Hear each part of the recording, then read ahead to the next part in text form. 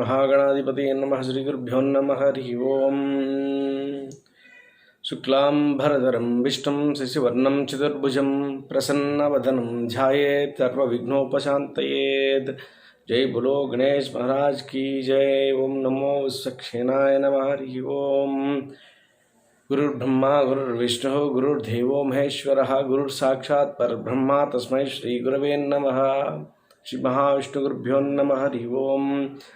श्रीं महालक्ष्मीमातायै नमः। ह्रीं महाविष्णुपितायै नमः। हरि ओम्। शान्ताकारं भुजगशयनं पद्मनाभं सुरेशं विश्वाकारं गगनसदृशं मेघवर्णं शुभांगं लक्ष्मीकान्तं कमलनयनं योगिहुज्जानगम्यं वन्दे विष्णुं भवभयहरं सर्वलोकैकनाथं वन्दे विष्णुं भवभयहरं सर्वलोकैकनाथं। नमस्तेस्तु महामाये श्रीपीठे सुरपूजिते शङ्खचक्रगदाहस्ते महालक्ष्मी नमोस्तुते। नारायणाय विद्महे वासुदेवाय धीमहि तन्नो विष्णुः प्रचोदयात्। महादेवी च विद्महे विष्णुपत्नी च धीमहि तन्नो लक्ष्मीः प्रचोदयात्। జై శ్రీ మహావిష్ణు. ప్రియమైనటువంటి భగవద్బంధువులందరికీ కూడా నా హృదయపూర్వక నమస్కారాలు. భీష్మపితామహులచే చెప్పబడినటువంటి వేదమంత్రాలు శ్రీ విష్ణు సహస్రనామాలు. వాటిలో నిన్నటి వరకు కూడా మనం 19 యొక్క శ్లోకాల యొక్క నామాలు, వాటిలో ఉన్నటువంటి నామాల గురించి వివరంగా వాటి యొక్క అర్థం తాత్పర్యం తెలుసుకోవడం జరిగింది. యథావిధిగా మనం రెగ్యులర్గా చేసే విధంగా ఒక 19వ శ్లోకాన్ని ఒకసారి పునఃస్మరణ చేసుకుని 20వ శ్లోకంలోకి వెళ్ళిపోదాం. మహాబుద్ధిర్మహావీర్యో మహాశక్తిర్మహాద్యుతిః అనిర్దేశ్యః శ్రీమాన్ అమేయాత్మా మహాదృక్. మహాబుద్ధిర్మహావీర్యో మహాశక్తిర్మహాద్యుతిః అనిర్దేశ్య వభు శ్రీమాన్ నమేయాత్మా మహాదృక్. శ్రీమాన్ అంటే సర్వవిధ ఐశ్వర్యములు సమగ్రముగా కలిగినటువంటి వాడు, సర్వదా లక్ష్మీ సమేతుడై ఉండేటువంటి వాడు. కాబట్టి చాలా గొప్ప మంత్రం ఇది, వేద మంత్రం. ఇది నిరంతరము స్మరిస్తుంటే ఆ లక్ష్మీనారాయణని స్మరించినట్లే. అదేవిధంగా మహాద్రిదృక్ అంటే మందర గోవర్ధన పర్వతాలను సైతం చిటికిన వేలితో ఎత్తి తన యొక్క భక్తులను, గ్రామ ప్రజలను, రాజ్యంలో ఉన్నటువంటి భక్తులను, ప్రజలను కూడా రక్షించినటువంటి పరమాత్మ, శ్రీకృష్ణ పరమాత్మ రూపంలో రక్షించినటువంటి మహానుభావుడు జగద్పిత ఆ శ్రీ మహావిష్ణు. అదేవిధంగా ఇవాళ శ్రీ మహావిష్ణు గురుభ్యో నమః. హరి ఓం. 20వ శ్లోకం శ్రద్ధగా వినండి. మహేశ్వాసో మహీభర్త శ్రీనివాసః సతాంగతిః అనిరుద్ధః సురానందో గోవిందో గోవిదాపతిః. మహేశ్వాసో మహీభర్త శ్రీనివాసః సతాంగతిః అనిరుద్ధః సురానందో గోవిందో గోవిదాంపతిః. మహేశ్వాసః. ఓం నమో మహేశ్వాసః అంటే శార్గము మేటి ధనమును ధరించినటువంటి వాడు. శార్గము అంటే ఏంటంటే ధనస్సు.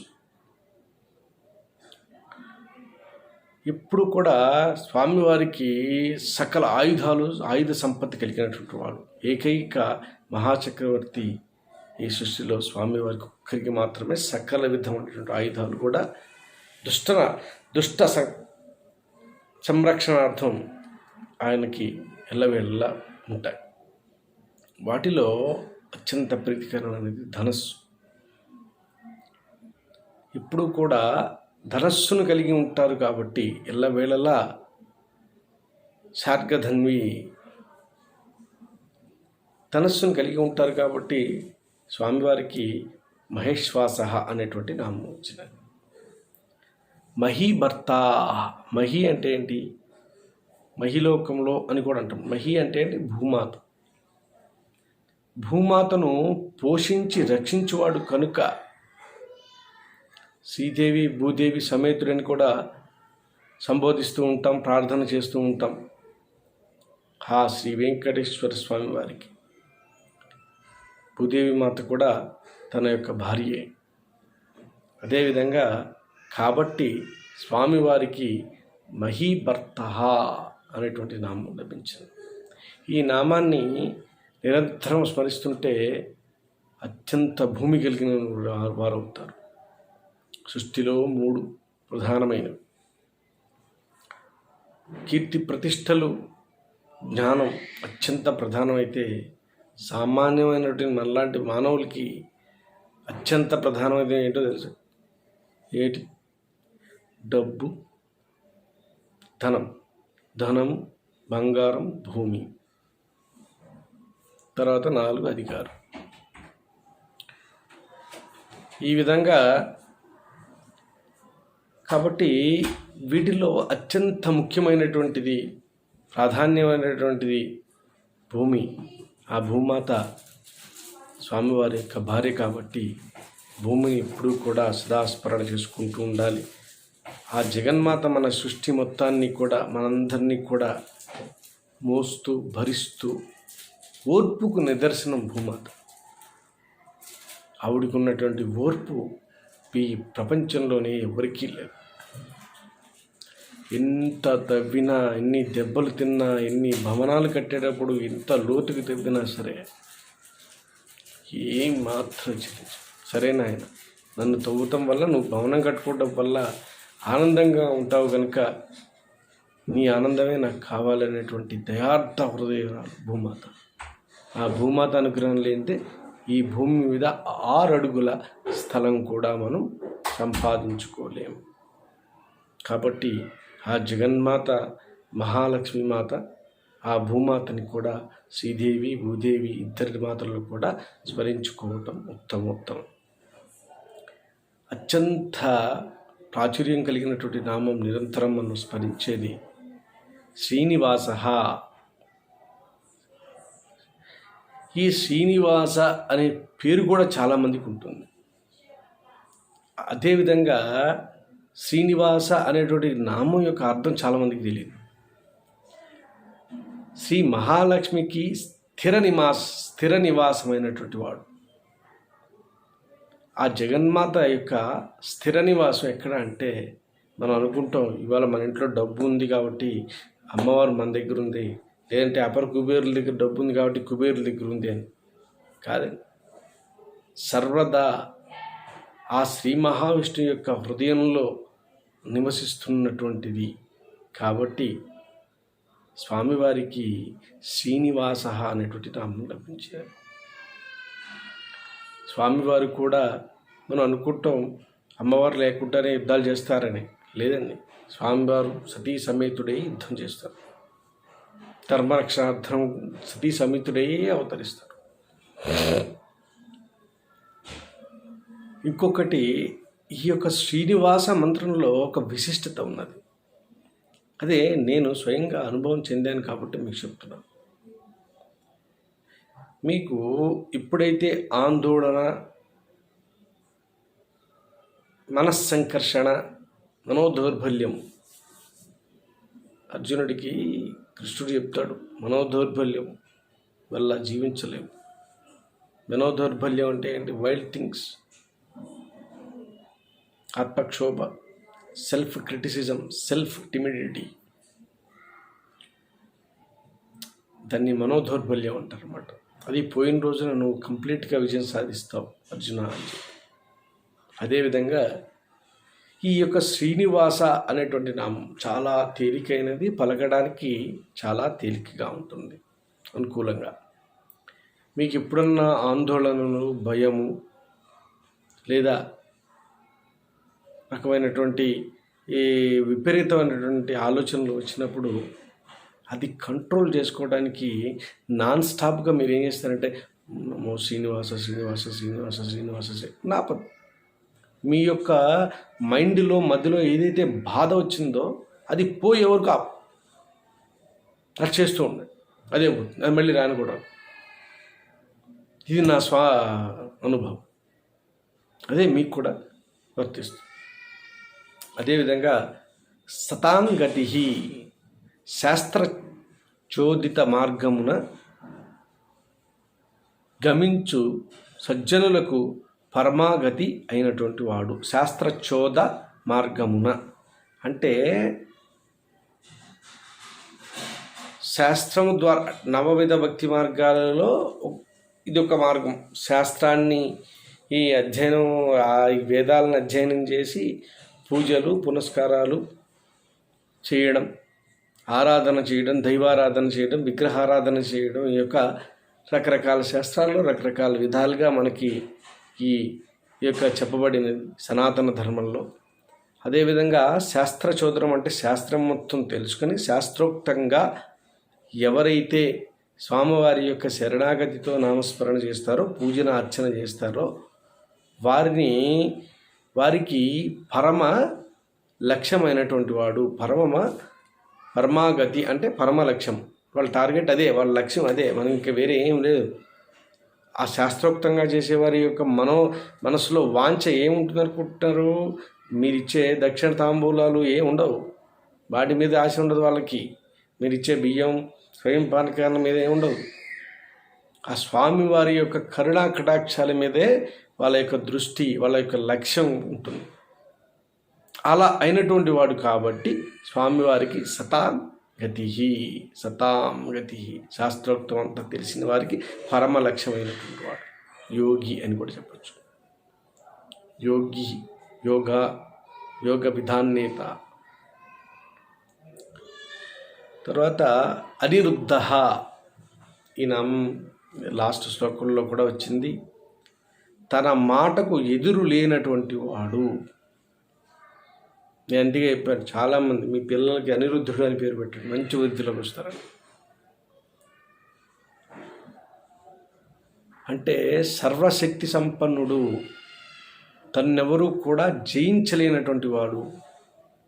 చైతన్య శక్తిని మనుషులకి మానస్వరూపంలో చతుర్వ్యూహ అంటే ఈ సృష్టి రచనలలో అనిరుద్ధుడు ప్రధానమైనటువంటి బాధ్యతలను స్వీకరించినటువంటి వాడు.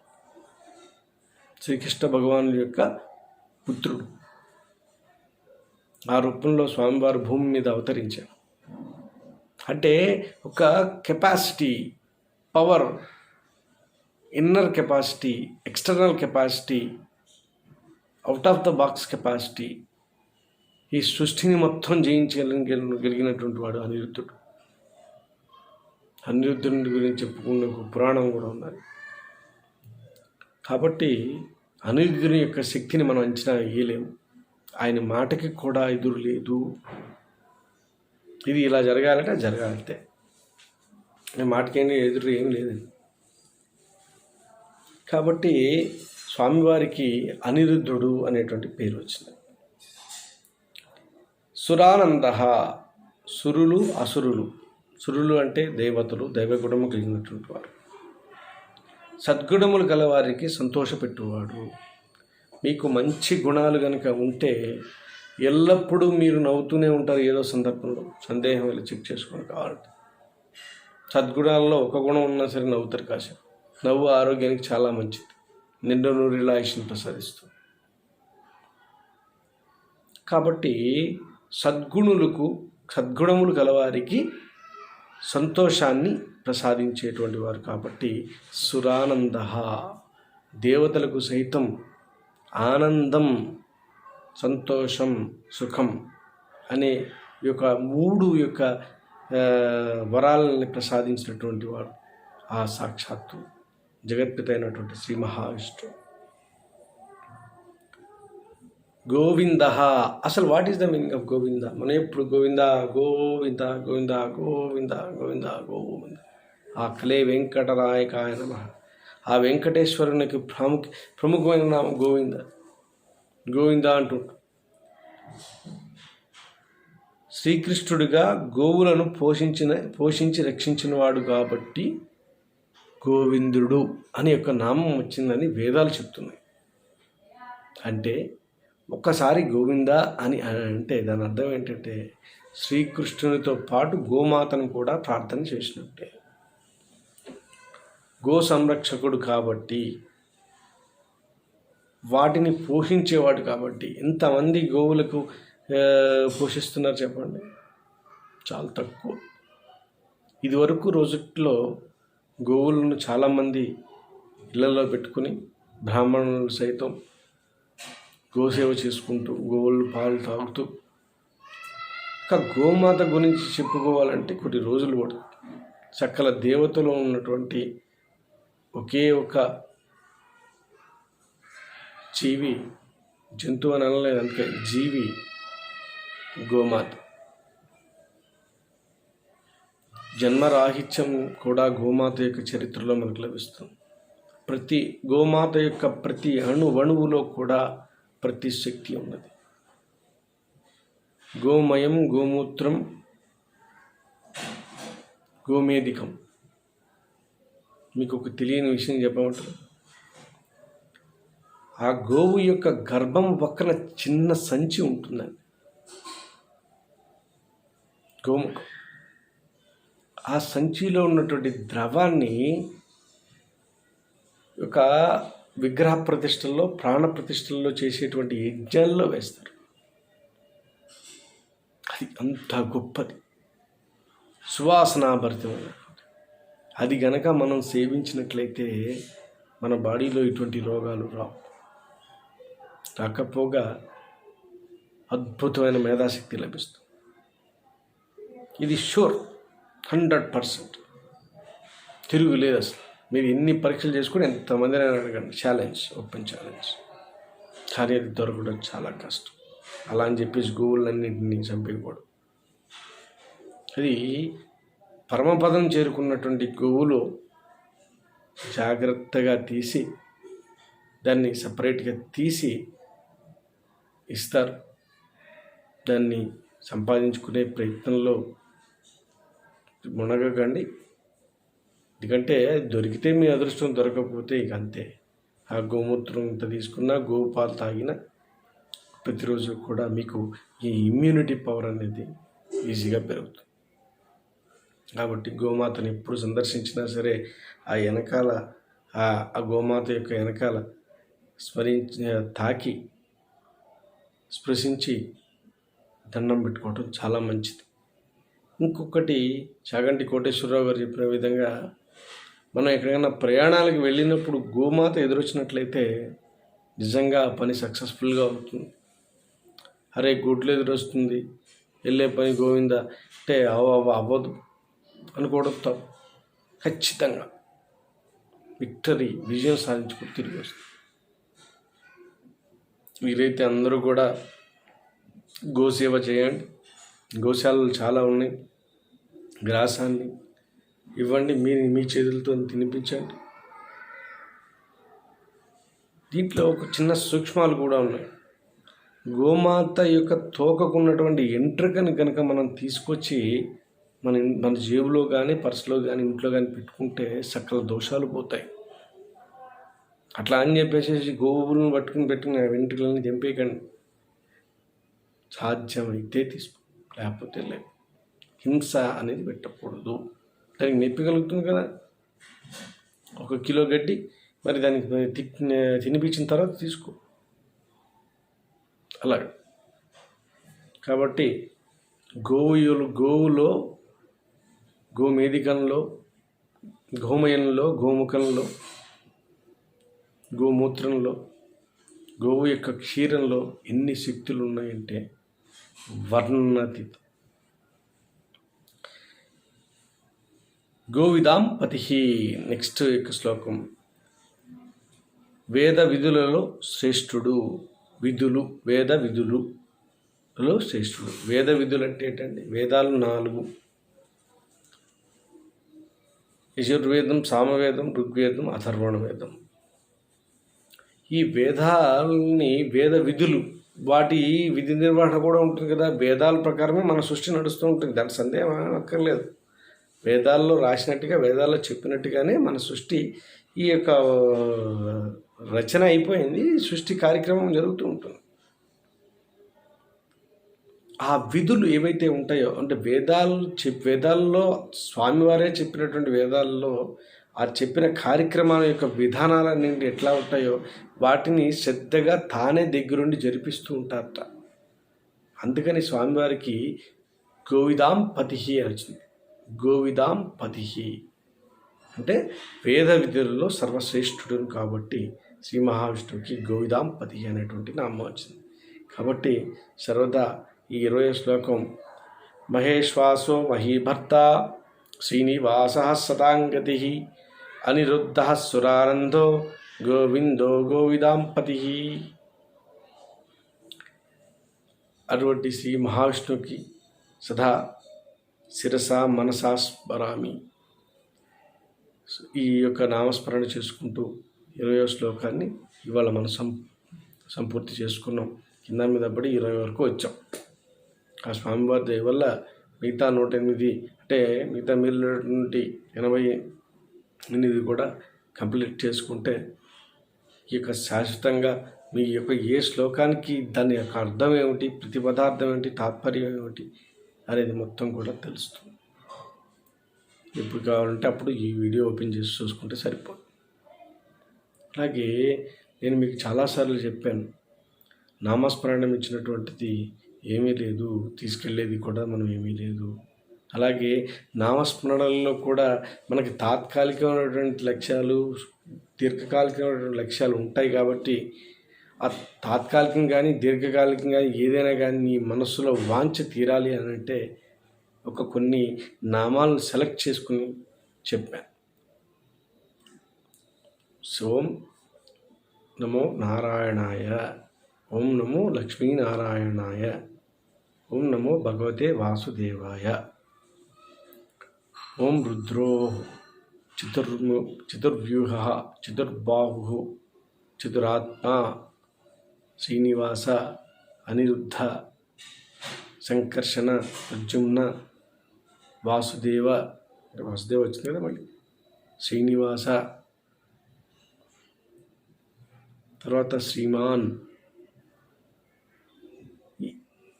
తర్వాత గోవింద.